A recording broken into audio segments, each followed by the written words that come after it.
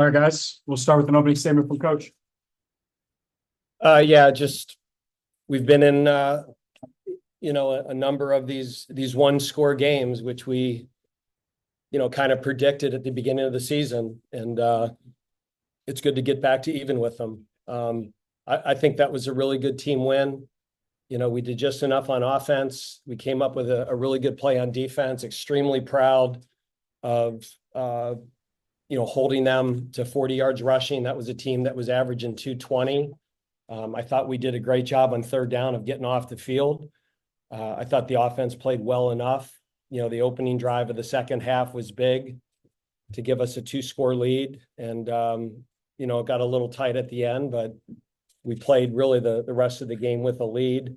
We moved the ball. We had some big plays, Taylor Marin, Micah Mays. And I thought our special teams, other than the one kickoff return, was solid. I thought our punt coverage was really good. And, Connecticut is a good football team. They've done a hell of a job from a year ago to now. To me, we've played 2 top 10 teams, an FCS team, and all those other teams we've played. It's a very similar talent level. And I think we're going to be in a lot of these tight games. I'm glad we got a second one and a lot of things to clean up before we head to the West Coast next week. So with that, I'll take any questions. Dave, can you talk about against the run? You guys did, obviously that was a key stop in their running game. Yeah, and we did a good job on the stretch play. I thought our guys maintained really good gap integrity. We did a nice job of tackling the backs. I thought our linebackers tackled firm. We gave up some plays in the pass game, which we've done, really unfortunately all year. But it kind of allowed us at the end to make some pass calls rather than balance calls. And again, it's we did what we wanted to do against the run game. Obviously, the pass defense, that's still a work in progress. Dave, even with the pass game yardage that you gave up, still overall the defense was only giving up 4.5 yards per play, and they were only 5 of 15 on third down. So you guys were getting off the field. How important was it to keep everything in front of the defense? Well, that's kind of been our MO this year. And then, the only problem today, Tony, is because of how well they ran the ball. We did put our corners and safeties on islands a lot more today. So we knew we couldn't do some of the stuff we've been doing the last few weeks against their run game. And so, we did. We hung our corners out there a little bit more. And, so again, the pass yardage wasn't unexpected. We just didn't want them to get balance, and we prevented that. Dave, I know UConn is really good in the red zone, but you only scored 2 touchdowns out of 6 trips down there today. What do you guys need to kind of clean up red zone execution to put 7 on the board a little bit more often? Well, you got to look at each individual drive last. And that last one, Tate Carney just missed a linebacker on pass pro, and so we got sacked. So we had the ball inside the 10 and we end up on the 20.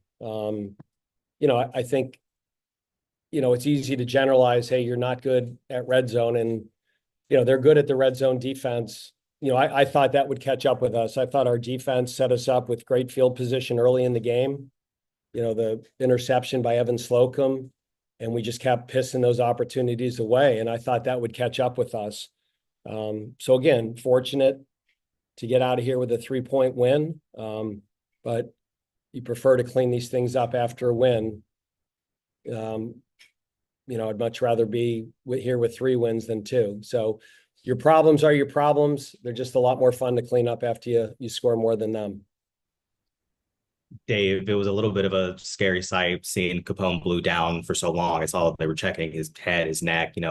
Is there any update with Capone? And, how do you regroup? That just happened, Cam. So for me to say anything about an individual player's injury right now would be premature. I think the good news is he was able to get up on his own strength. He was able to walk off the field. And, we have excellent doctors and medical care here. Our team internist, Dr. Miles, makes the trip with us. Our team orthopedic, John Hubbard, is there. So there's no doubt he's getting great medical care. And again, he was able to walk off on his own strength. So that's always a good place to start from. A follow-up there, it did look a little bit of a scary sight. How do you necessarily wrangle everyone back in and say, hey, look, I know that just happened. You had a guy, one of your brothers down, but it's fourth down and we need you guys to get stopped here. I think, Cam, a lot of times with football players, when you get the stretcher board out and they get wheeled out of there, I think that's a concern. I think whenever they see a guy stand up on his own and walk on his own, again, not that they're not concerned, but the really bad injuries, the ones that you never, ever want to see on a football field, you're hoping that at least those ones are ruled out. Dave, go ahead, Tony. Dave, give an assessment on Hank's game. I mean, his yardage was good. As Les pointed out, no touchdown passes. Give an assessment on how Hank did. Well, as you know, Tony, as a coach, right after a game, I'm always going to say, I'll watch the film. Right. I thought he maybe missed throws. I thought he did not throw the ball on the run as well as he has. But I thought he made some really good plays with his feet. And the one thing that Hank does every week is he shows a lot of courage and a lot of guts throwing himself out there. Now, some of those sprint outs on third down in the fourth quarter, those are throws that we would expect him to make, and he missed those. But like I said, and I say this all the time, he's the winning quarterback. And that's how we evaluate our quarterbacks. Did you win the game? And he's the winning quarterback right now. Dave, on 4th and 3, about midfield with about 6.5 minutes to go, the announcers were thinking that maybe you might go for it. I never once thought that, but I guess just how good is it to have Ivan Mora become the weapon that he has for you? Because I feel like he's been so good this season. He's had a great season, Les. And, part of it was I did have faith in our defense. I mean, how you manage those things at the end of the game, there's years I probably would have ended up going for it. But I thought our defense, even though we had just given up a touchdown, on a 13-play, 88-yard drive, we weren't giving up big plays. And I just thought if we could get them to snap the ball, we'd have a chance. So, that drive they scored on, I believe the one you're talking about, the 4th and 3 at midfield, is the one they scored on. But it took 4 minutes and 13 plays.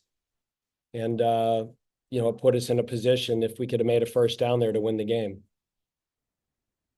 How explosive was the chat with Damon Claiborne after his penalty?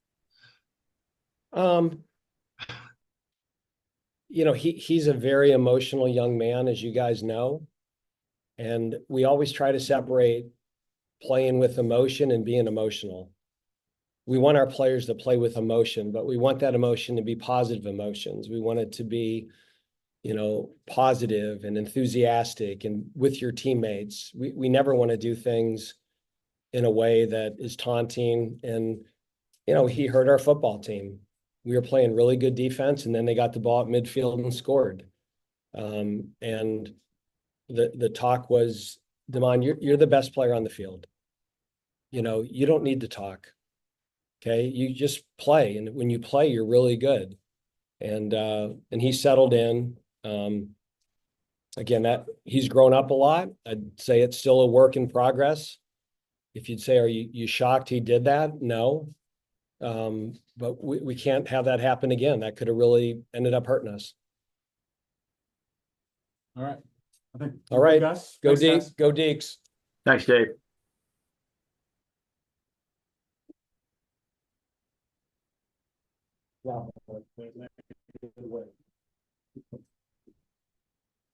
Thanks. All right, guys, we've got Evan Slocum here. He'll take your questions. Evan, can you just walk us through, what you were seeing on that interception? On the interception, I saw that it was an inside stem, so I just stemmed with him, and then he broke for the post, and I just broke on the ball, and then I try to score again, like NC State, try to get another one. Evan, can you talk about how good you guys were against the run today? Say again. Can you talk about how good you guys were against the run Oh today? yeah, that was one thing we were really focusing on because they came into the game running a lot of stretch. So we knew that we had to fit our gaps really good this week and just stop the stretch. We end up doing that. Any significance to being 3 wins in and you got halfway to bowl eligibility? Yes. Yeah, it's very good that we got this one. I feel like even though we had that we were the underdogs compared to everybody else, but I feel like this one we definitely should have won, and we did. So Evan, obviously, it seems like Capone went down when he went helmet to helmet with you. First of all, how good was it to have like an assist in getting that player down in that critical moment? But then, how concerned were you about Capone? um, yeah, I just knew that it was third down. We really needed it, and I saw they was throwing it to my man. So I was like, I just got to get them down. Even if they get the first, I just got to make sure I get them down. And then I just saw Capone down. I know he's been battling injuries all season, so I just got to pray for him. Hope everything is good. Evan, it's the second time you guys have pulled out a gutsy win on the road. How much does this do moving forward, especially when you guys come back home or even go on the road to Stanford, that, you guys can do this? Like, you've proved it. It wasn't a fluke against NC State that you guys did this.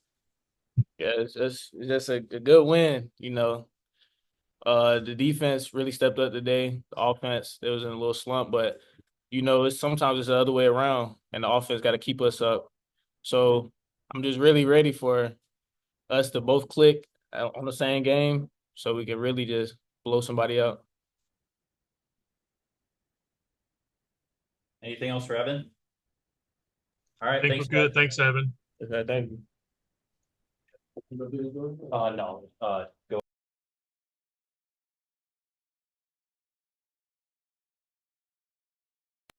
It's probably going to be a couple minutes on, we're going to bring Taylor and Hank. They're just going to change real quick. Well, then you need to sit down and answer some questions, Andrew. No, you don't want that.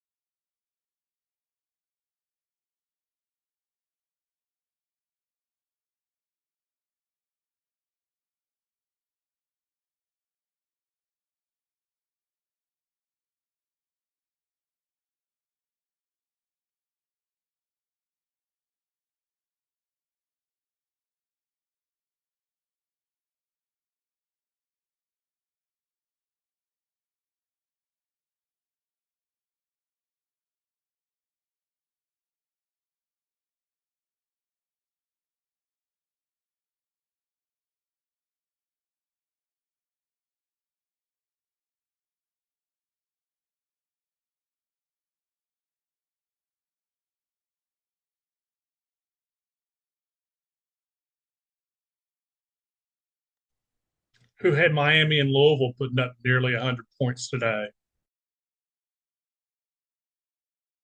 Shout out to the ACC Command Center. That's all I'm gonna say.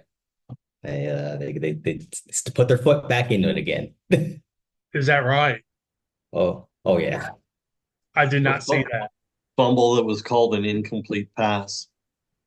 There was no way Ward's hand was going forward too, and I'm like, oh, all right. I had to look for that on Twitter a little bit later, or you could just forward it to me if you see it.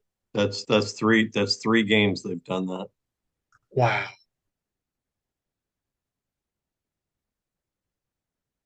I'm sure that's just coincidental, Tony. Oh, of course.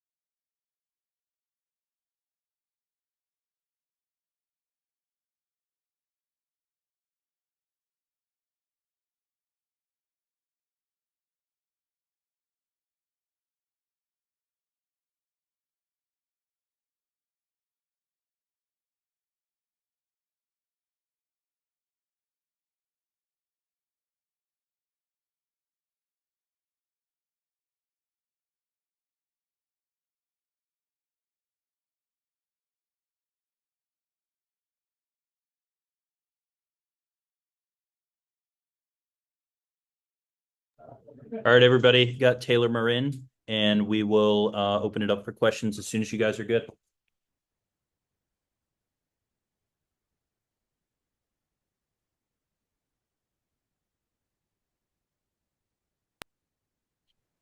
Taylor, it felt like the last couple of weeks were a bit quieter for you, and this week, obviously, you came back in a big way. Was it just different looks for you, or is it just a better job on your end? What kind of stuck out to you? I think just our game plan, what UConn was doing, there were some opportunities out wide, both in the slot and at the wide out positions. So just being able to take advantage of those opportunities and made some plays, and it wasn't pretty, but we got it done, and we'll take it.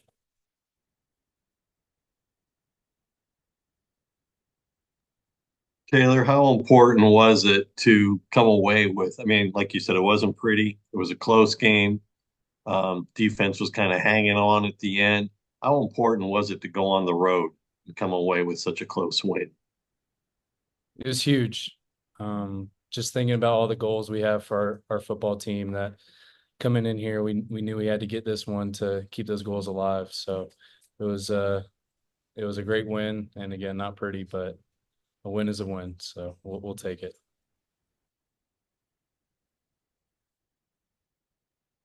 To talk about the not pretty aspects of it, it seemed like the Deeks kind of struggled at times in the red zone, only scoring touchdowns on 2 out of 6 drives that got down there.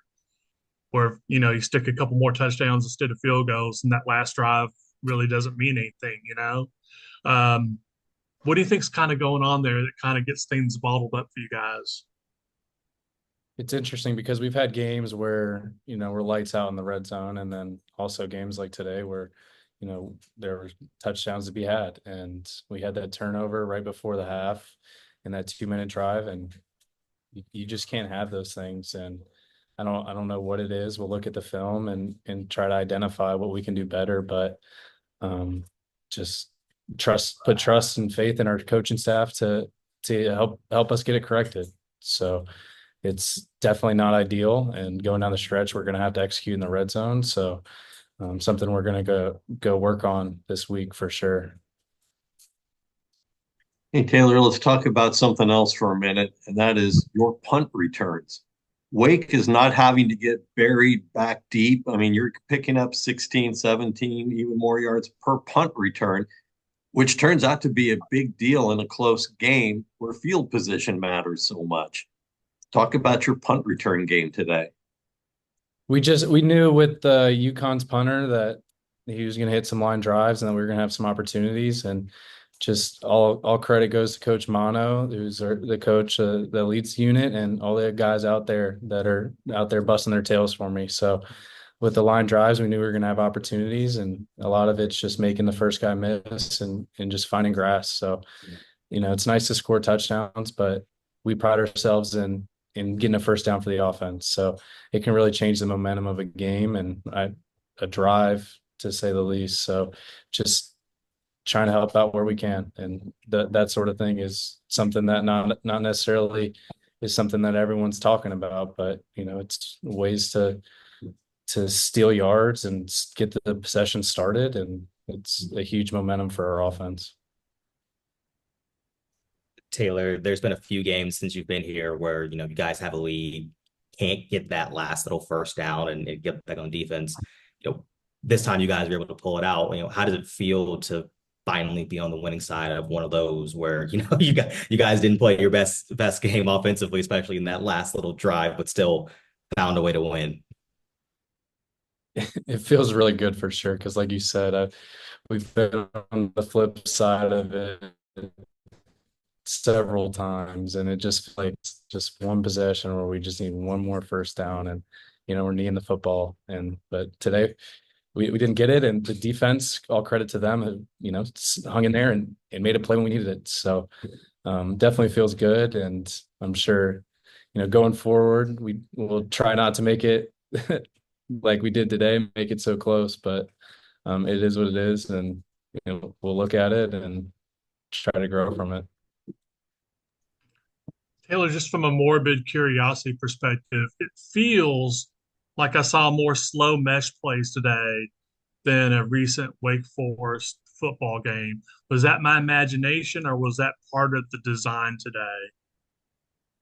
Um, it's funny because in the back of my head, I'm thinking about Coach R and just have his like shadow looming over me as I answer this question. But it was just what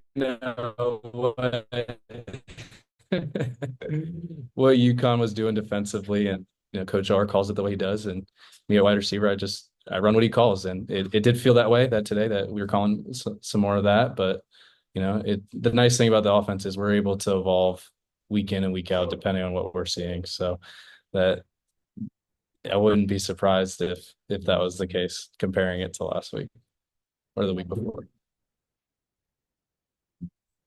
Anything else for Taylor? All right, thanks, Taylor. Thank you, guys. Go Deeks. Thanks, Taylor. We'll get Hank here in a little bit once he's ready to go.